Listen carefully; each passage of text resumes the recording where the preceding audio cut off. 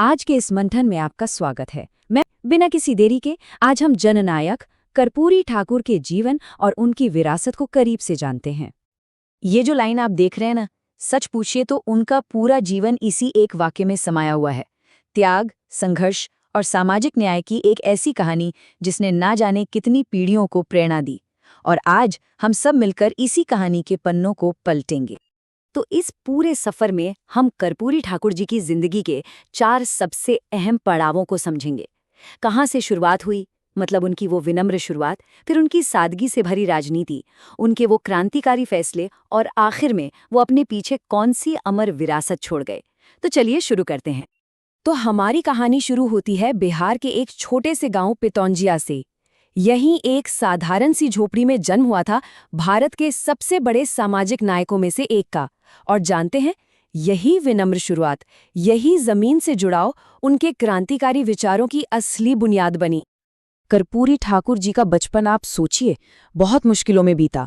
वो एक अत्यंत पिछड़े समुदाय से आते थे, तो गरीबी और जाति का अपमान, ये सब उन्होंने बहुत करीब से देखा था, महसूस किया था। पढ़ाई भी दिए की रोशनी में की थी।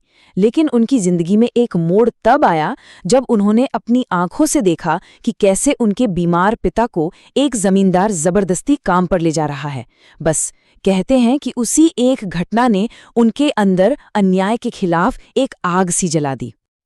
पढ़ाई में तो वो बहुत तेज थे, लेकिन जब देश की बात आई तो सिर्फ 18 साल की उम्र में उन्होंने कॉलेज छोड़ दिया और भारत छोड़ो आंदोलन में कूद पड़े। और इसकी कीमत भी चुकाई। पूरे 26 महीने जेल में रहे। जब वो बाहर आए तो उन्होंने समाजवादी विचारधारा को अपना लिया और बस यहीं से उनके राजनीतिक सफर का आगाज हुआ। तो चलिए अब उनकी जिंदगी के उस पहलू पर चलते हैं जो उन्हें सबसे अलग बनाता है, उनकी राजनीति। एक ऐसी राजनीति जो दिखावे से कोसों दूर थी, जिसकी बुनियाद सिर्फ और सिर्फ सादगी और ईमानदारी थी। साल था 1952 जब वो पहली बार विधायक बनकर बिहार विधानसभा पहुंचे। और यहीं से शुरू हुआ उनकी सादगी के किस्सों का वो सिलसिला जो आज भी भारतीय राजनीति में मिसाल की तरह सुनाया जाता है। उनकी सादगी का एक किस्सा तो बहुत ही मशहूर है। हुआ यूं कि उन्हें एक डेलीगेशन के साथ ऑस्ट्रिया जाना था। अब उनके पास कोई ढंग का कोट ही नहीं था, तो उन्होंने अपने एक दोस्त से एक फटा हुआ कोट उधार मांग लिया। वहां जब युगोस्लाविया के राष्ट्रपति मार्शल टीटो की नज़र उस फटे कोट पर पड़ी तो वो कर्पूरी जी की सादगी देखकर इतने हैरान और प्रभावित हुए कि उन्होंने उन्हें एक नया कोट तोहफे में दे दिया। ये छोटी सी घटना उनकी ईमानदारी और सादगी का सबसे बड़ा सबूत बन गई। अब आते हैं उनकी राजनीतिक करियर के उस शिखर पर, जहां उन्होंने कुछ ऐसे साहसिक फैसले लिए, चाहे वो मंत्री रहे हों या मुख्यमंत्री, कि बिहार का पूरा सामाजिक ताना बाना ही हमेशा के लिए बदल गया। देखिए, साल 1967 में जब वो शिक्षा मंत्री बने तो उन्होंने एक ऐसा फैसला लिया जिसे उस वक्त क्रांतिकारी माना गया। उन्होंने मैट्रिक की परीक्षा से अंग्रेजी की अनिवार्यता ही खत्म कर दी। क्यों? क्योंकि उनका मानना था कि अंग्रेजी की वजह से गांव और गरीब घरों के बच्चे आगे नहीं बढ़ पा रहे। ये उनके रास्ते का रोड़ा है। और सच में उनके इस एक फैसले ने बिहार के लाखों छात्रों के लिए आगे की पढ़ाई के दरवाजे खोल दिए। फिर जब वो पहली बार मुख्यमंत्री बने तब भी उनका फोकस वही रहा, गरीब। उन्होंने गरीबों के हित में काम करना जारी रखा। 10वीं क्लास तक की पढ़ाई को पूरी तरह से मुफ्त कर दिया और जो छोटे किसान थे उनका लगान यानी लैंड रेवेन्यू टैक्स माफ कर दिया। इससे साफ पता चलता है कि उनकी पहली प्राथमिकता हमेशा समाज का वो तबका था जो सबसे पीछे रह गया था। और फिर आया उनका वो सबसे ऐतिहासिक फैसला जिसे आज दुनिया कर्पूरी फॉर्मूला के नाम से जानती है। साल था 1978।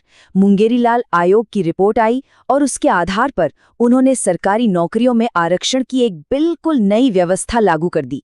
ये इतना बड़ा कदम था कि इसी ने आगे चलकर राष्ट्रीय स्तर पर मंडल कमीशन की सिफारिशों का रास्ता तैयार किया। अब इस फॉर्मूले में सबसे दिलचस्प बात क्या थी पता है? इसकी दूरदर्शिता। इसमें सिर्फ पिछड़ों के लिए आरक्षण नहीं था, उन्होंने इसे और बांटा। अत्यंत पिछड़े वर्ग के लिए अलग, अन्य पिछड़े वर्ग के लिए अलग। इतना ही नहीं, सभी वर्गों की महिलाओं के लिए 3% और यहाँ तक कि अगड़ी जातियों के गरीबों के लिए भी 3% आरक्षण का इंतजाम किया। सोचिए जरा। जाहिर है इस फैसले का बहुत जबरदस्त विरोध हुआ, लेकिन कर्पूरी ठाकुर अपने सिद्धांत पर डटे रहे। चलिए अब इस सफर के अंतिम पड़ाव पर चलते हैं, ये समझने की कोशिश करते हैं कि आखिर उनकी विरासत क्या है, वो क्या छोड़ गए अपने पीछे और क्यों आज भी भारतीय राजनीति में वो इतने जरूरी हैं। उनकी पूरी विरासत का सारना बस इसी एक बात में छिपा है। आप सोचकर देखिए, एक इंसान जो दो बार बिहार जैसे बड़े राज्य का मुख्यमंत्री रहा हो और 1988 में जब उनका निधन हुआ तो उनके नाम पर अपना एक पक्का घर तक नहीं था। इससे साफ है कि उनके लिए राजनीति सिर्फ सेवा थी, दौलत बनाने का कोई जरिया नहीं। उनका असर बहुत गहरा और लंबा रहा। असल में वो ही थे जिन्होंने अत्यंत पिछड़े वर्गों यानी ईबीसी को एक राजनीतिक आवाज दी। उन्होंने उत्तर भारत में सामाजिक न्याय की राजनीति की नींव रखी और लालू प्रसाद यादव और नीतीश कुमार जैसे बड़े नेताओं की तो एक पूरी पीढ़ी उनसे ही प्रेरित हुई। सबसे बड़ी बात, उन्होंने यह साबित कर दिया कि राजनीति सिद्धांतों और सेवा के दम पर भी की जा सकती है। और उनकी इसी निस्वार्थ सेवा का सम्मान देखिए। उनके निधन के दशकों बाद साल 2024 में देश ने उन्हें मरणोपरांत अपने सबसे बड़े नागरिक सम्मान भारत रत्न से नवाजा। ये उस झोपड़ी से निकले जननायक को पूरे देश की तरफ से एक सच्ची श्रद्धांजलि थी।